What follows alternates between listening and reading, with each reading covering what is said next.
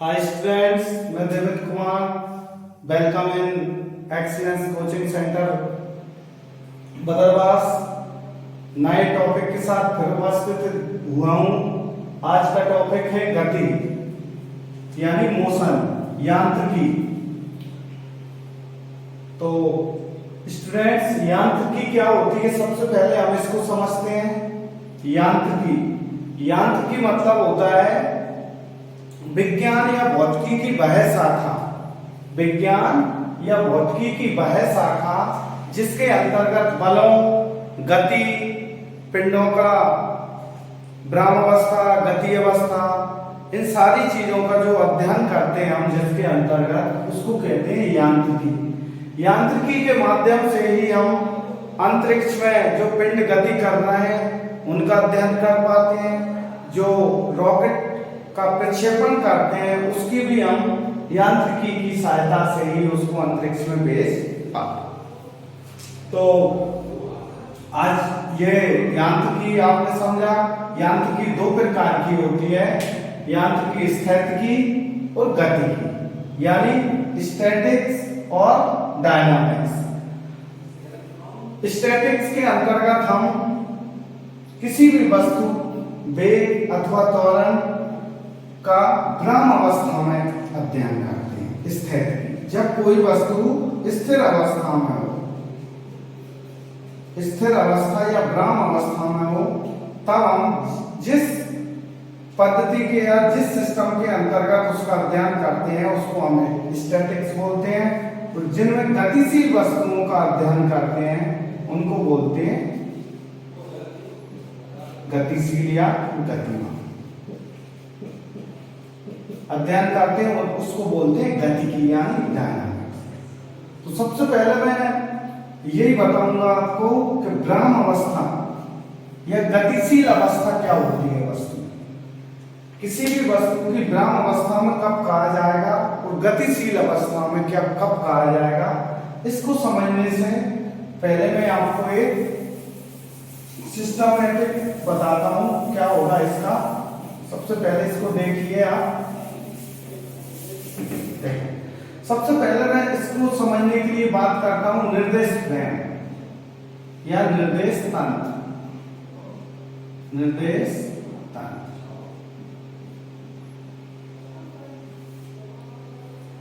निर्देश तंत्र को हम इसके माध्यम से समझ सकते हैं। X axis, Y axis and Z axis. This is all. तो किसी भी वस्तु को हम गतिशील कब कह सकते हैं या उसको स्थिर कब कह सकते हैं, उसको हम निर्देश तंत्र की सहायता से समझते हैं। तो निर्देश तंत्र क्या होता है? वह सापेक्ष बिंदु या वह सिस्टम जिसके सापेक्ष हम किसी वस्तु की स्थिति में परिवर्तन कर रहे हैं या करना चाह रहे हैं या करना चाहते हैं। तो जिस सिस्टम के सापेक्ष वस्तु की स्थिति में जो परिवर्तन होगा उसको बोलेंगे हम निर्देश तंत्र। यानी इसको निर्देश तंत्र या निर्देश फ्रेम के नाम से जाना जाता है। निर्देश तंत्र ही मेन पॉइंट है। अगर मान लीजिए ये एक्स अक्ष, ये वाई अक्ष और ये जेड अक्ष, अगर मान लीजिए किसी वस्तु की स्थिति में एक्स अक्ष के सापेक्ष परिवर्तन हो रहा है, तो यदि मान लीजिए यहाँ पर कोई वस्तु आ गई है, पी बिंदु पर कोई वस्तु है, तो इसको हम कह सकते हैं कि जो वस्तु की स्थिति में जो मूल बिंदु के सापेक्ष जो परिवर्तन हुआ है इसको हम ओपी बोल सकते हैं। क्या बोल सकते हैं? ओपी। पहले वस्तु इस स्थिति पर थी, अब वस्तु इस स्थिति पर। तो object in motion and object in rest कब कहेंगे? ऑब्जेक्ट को, किसी भी वस्तु को गतिमान कब कहेंगे? जब निर्देश तंत्र के सापेक्ष उसकी स्थिति में परिवर्तन हो रहा हो। और रेस्ट में कब कहेंगे? उसको भ्रमावस्था में कब कहेंगे? जब निर्देश तंत्र के सापेक्ष उसकी स्थिति में कोई परिवर्तन ना हो रहा हो, वस्तु उसी स्थिति में। जैसे मान लीजिए ये हमारा निर्देश तंत्र है। ये अगर कोई वस्तु, निर्देश तंत्र कुछ भी हो सकता है। जैसे मान लीजिए कोई एक पॉइंट के सापेक्ष हमें किसी वस्तु की दूरी नापनी है, जैसे यहाँ से ए पॉइंट से हमने स्टार्ट किया, इधर की ओर गतिमान कोई वस्तु जा रही है और हमने बी पॉइंट तक ले आए, तो हम ए के सापेक्ष बी की स्थिति को चेक कर सकते हैं। ये कहलाता है आपका वस्तु की स्थिति में परिवर्तन को ही हम मोशन कहते हैं, गति। किसी अगर निर्देश तंत्र के सापेक्ष वस्तु की स्थिति में लगातार परिवर्तन हो रहा है, change in position of object with respect to origin point, या कोई एक फिक्स पॉइंट के सापेक्ष अगर परिवर्तन हो रहा है तो उसको हम क्या बोलेंगे, उसको बोलेंगे कि वस्तु गति कर रही है या उसकी स्थिति में लगातार परिवर्तन हो रहा है। और ये अगर वस्तु किसी पॉइंट या निर्देश तंत्र के सापेक्ष स्थिर अवस्था में उसकी कोई परिवर्तन नहीं हो रहा है स्थिति में, तो इसको हम कहेंगे कि वस्तु विराम अवस्था में। तो इन चीजों को हम समझने के लिए वस्तु कुछ टर्म्स की बात करते हैं। ये टर्म्स गति को समझने के लिए बहुत महत्वपूर्ण है। सबसे पहले बात करता हूं मैं डिस्प्लेसमेंट, विस्थापन।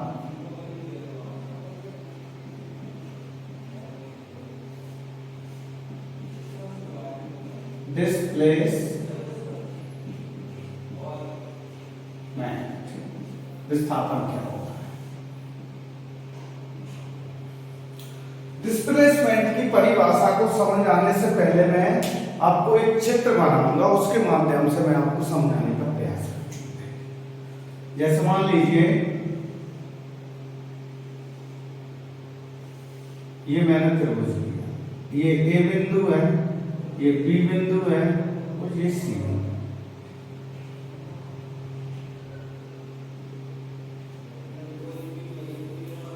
तो इसको जैसे मान लीजिए कोई वस्तु ए बिंदु पर है, यहां पर कोई वस्तु अगर ए बिंदु पर है और अगर वह गति करके यहां सी बिंदु तक आ, चाहे वो ऐसे चल के आई हो चाहे ऐसे चल के आई हो, तो ये इसका इनिशियल पॉइंट और ये इसका फाइनल पॉइंट, ये प्रारंभिक बिंदु और ये अंतिम बिंदु।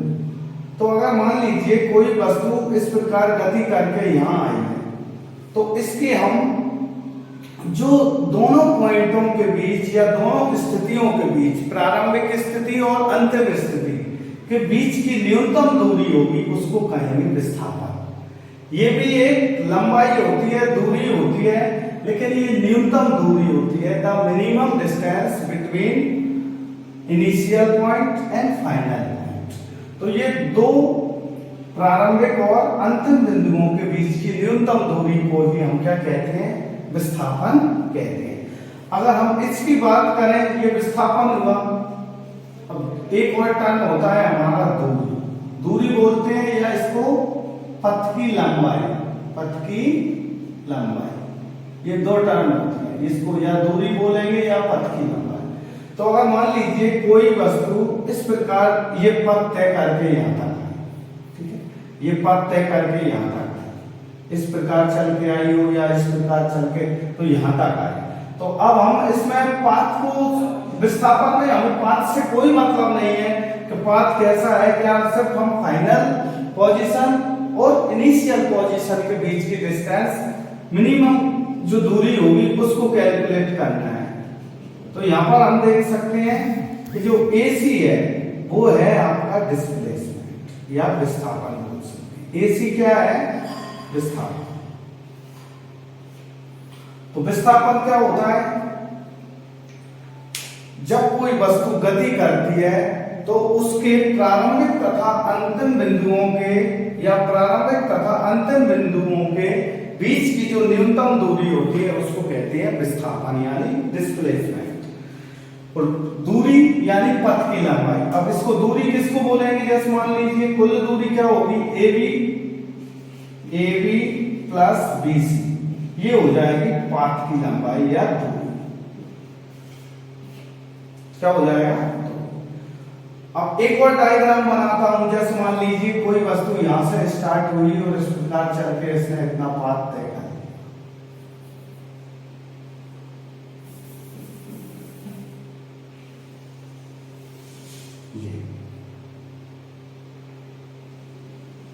ये पाथ तय कर लिया। यहां से किसी वस्तु ने चलना प्रारंभ किया इस दिशा में किसी वेग से, तो ये चल के यहीं की यहीं आ, तो इस स्थिति में इस वस्तु का जो विस्थापन होगा वो शून्य है, यानी डिस्प्लेसमेंट क्या होगा, शून्य, क्योंकि वस्तु की स्थिति पहले भी ये पर थी और अब भी ये पर है, लेकिन इसके पाथ की लंबाई होगी, यानी इसके द्वारा तय की गई दूरी को हम 2 पाई r से रिप्रेजेंट करते हैं और इसी को हम क्या कहते हैं, परिधि। यानी किसी भी कोई भी वस्तु जब वृत्ताकार मार्ग में गति करती है तो उसकी गति को हम वृत्तीय गति कहते हैं और उसके द्वारा एक चक्कर में चली गई दूरी को हम क्या कहते हैं, परिधि कहते हैं, और इसको हम 2 पाई r से रिप्रेजेंट करते हैं। तो ये तो हमको समझ में आया विस्थापन और दूरी क्या होती है। तो सबसे फिर से मैं आपको रिपीट कर रहा हूं कि विस्थापन क्या होता है। जब कोई वस्तु गति करती है तो उसकी प्रारंभिक स्थिति तथा अंतिम स्थिति के बीच की जो न्यूनतम दूरी होती है उसको कहते हैं विस्थापन। जो कम से कम दूरी होती है उसको क्या कहेंगे, विस्थापन। और जो दूरी होती है या जो पथ की लंबाई होती है, जो चली गई वस्तु के द्वारा जितनी दूरी तय की जाती है, जिस रास्ते के द्वारा वो एक स्थान से दूसरे स्थान तक पहुंचती है, तो उसको कहते हैं हम दूरी या पथ की लंबाई। तो पथ की लंबाई तो उसके पाथ पर निर्भर करेगी, लेकिन विस्थापन उसके पाथ पर निर्भर नहीं करेगा। तो ये विस्थापन हो जाएगा और ये आपकी दूरी। अब बात करते हैं इनके मात्रकों की। मात्रक, तो इनका जो विस्थापन और दूरी दोनों का ही जो मात्रक होता है उसको हम मीटर में नापते हैं। किसमें नापते हैं, जो ऐसा ही मात्रक होता है मीटर, और मीटर को हम स्मॉल m से रिप्रेजेंट करते हैं। इसका विस्थापन या दूरी का मात्रक क्या होता है, मीटर। यानी हम इनको ऐसा ही पद्धति में मीटर में नापा जाता है।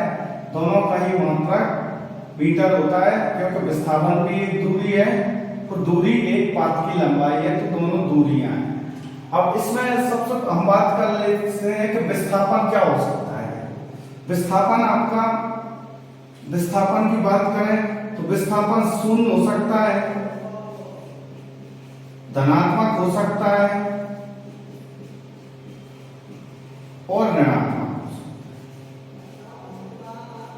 विस्थापन क्या हो सकता है, शून्य हो सकता है, धनात्मक हो सकता है और ऋणात्मक हो सकता है। बट जो पाथ की लंबाई होती है, जो दूरी होती है, सदैव पॉजिटिव होती है। कैसी रहेगी, पॉजिटिव होगी, धनात्मक होगी। दूरी हमेशा कैसी होगी, धनात्मक होगी, ऋणात्मक नहीं हो सकती। क्योंकि कुछ न कुछ दूरी अगर कोई वस्तु तय करेगी तो उसका मान धन का ही आएगा। तो इस प्रकार हम कह सकते हैं विस्थापन कैसी राशि है आपकी, सदिश राशि। विस्थापन किस प्रकार की राशि है, सदिश राशि। यानी विस्थापन आपकी सदिश राशि है, सदिश राशि, और आपकी जो दूरी है ये आपकी अदिश राशि।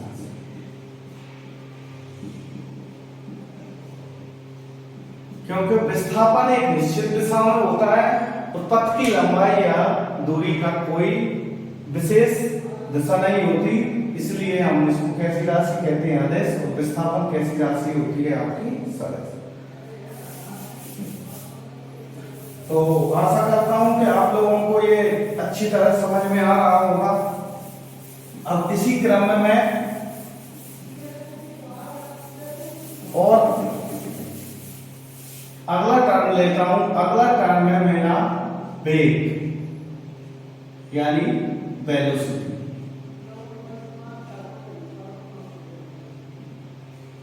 वेग यानी वेलोसिटी, वेग। तो वेग को समझने के लिए हम सबसे पहले हमने विस्थापन समझ लिया। अब वेग की परिभाषा किस प्रकार दे सकते हैं, यानी वेग या वेग, del x upon del T या del s upon del T या वेग में परिवर्तन, वेग में परिवर्तन बटे समय, सॉरी, विस्थापन में परिवर्तन होगा। क्या होगा? विस्थापन।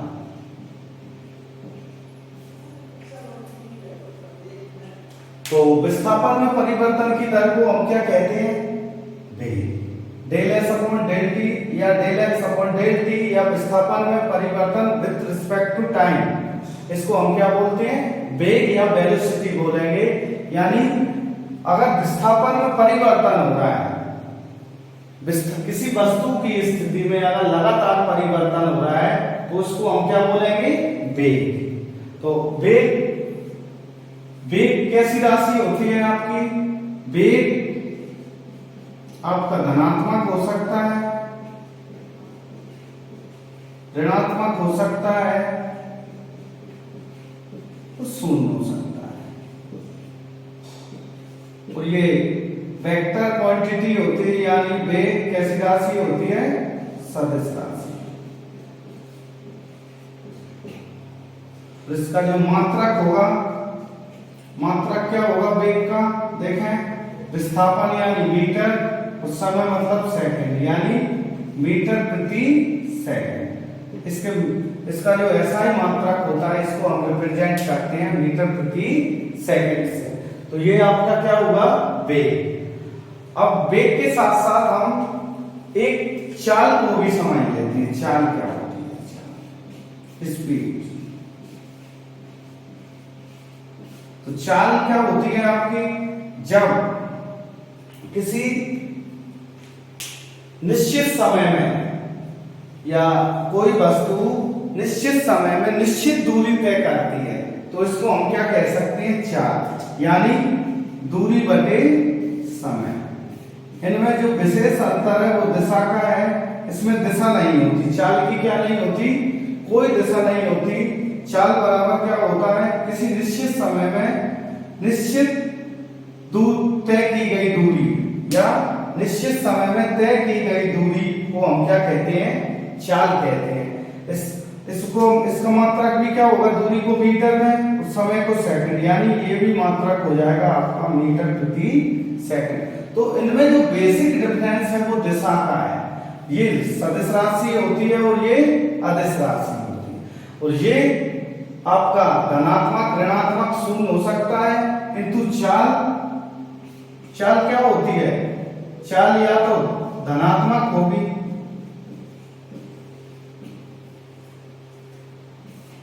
या शून्य होगी।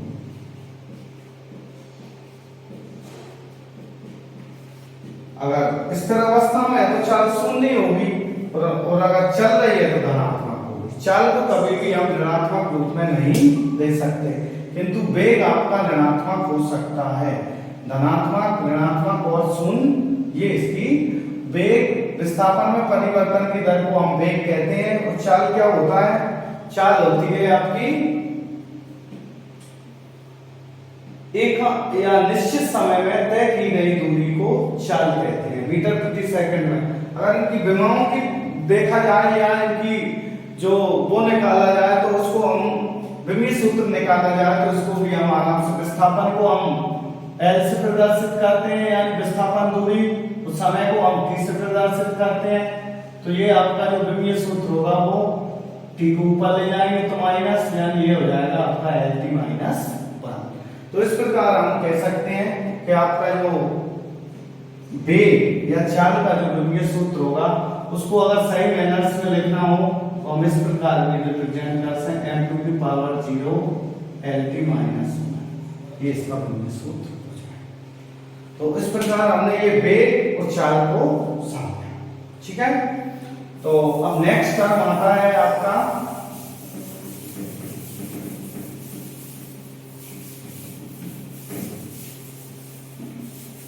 त्वरण, एक्सीलरेशन।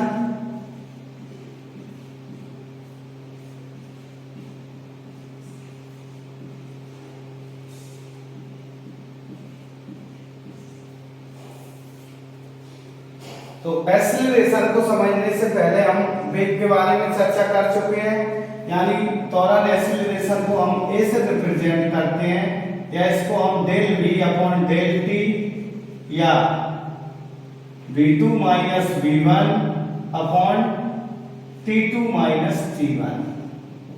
अगर मान लीजिए कोई m द्रव्यमान की वस्तु है, स्टार्टिंग में वो v1 वेग से गतिमान है, जब उस पर बल F लगाया जाता है तो उस समय उसका वेग, अंतिम जो वेग है वो क्या हो जाता है, v2 हो जाता है। m द्रव्यमान की वस्तु जो वेग है वो अंतिम वेग क्या हो जाता है, v2। तो ये v1 ये t1 समय पर वेग है और ये t2 समय पर वेग है। तो आप देख रहे हो यहाँ पर वेग में लगातार परिवर्तन हो रहा है, तो वेग में परिवर्तन की दर को ही हम क्या कहते हैं, त्वरण। यानी वेग में परिवर्तन, वेग में परिवर्तन